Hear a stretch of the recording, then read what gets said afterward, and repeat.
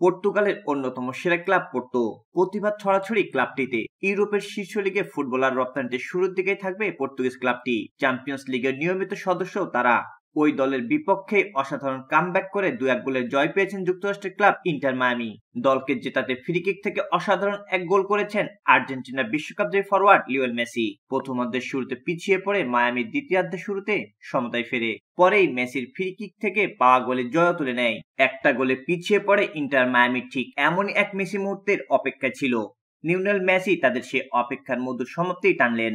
Free kick থেকে করলেন দারুণ এক গোল। আর তাতে ইন্টার মায়ামি জয় তুলে নিল পর্তুগিজ দল পোর্তোর বিপক্ষে। ক্লাব বিশ্বকাপে বৃহস্পতিবারের এই ম্যাচে 2-1 ব্যবধানে জয় পেল মেজর লিগ সকারের দলটা।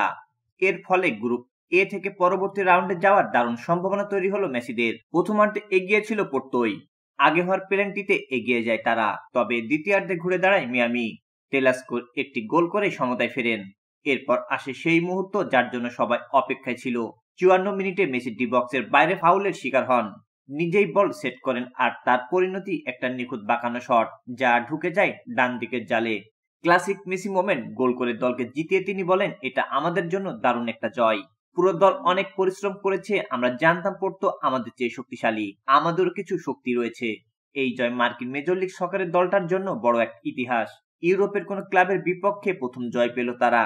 খেলার শুরুতে মাঠে দর্শক কম ছিল, কারণ এটি একটি কাজের দিনের দুপুরের খেলা। তবে ম্যাচের শেষ দিকে প্রায় 32,000 দর্শক উপস্থিত হয়েছিলেন। অনেকেই শুধু এসেছিলেন মেসিকে এক ঝলক দেখার আশায়। ম্যাচ শুরু থেকে দারুণ খেলেছিলেন মেসি। এক পর্যায়ে সুয়ারেজকে দারুণ এক পাস বাড়িয়েছিলেন, যদিও তাতে গোল হয়নি।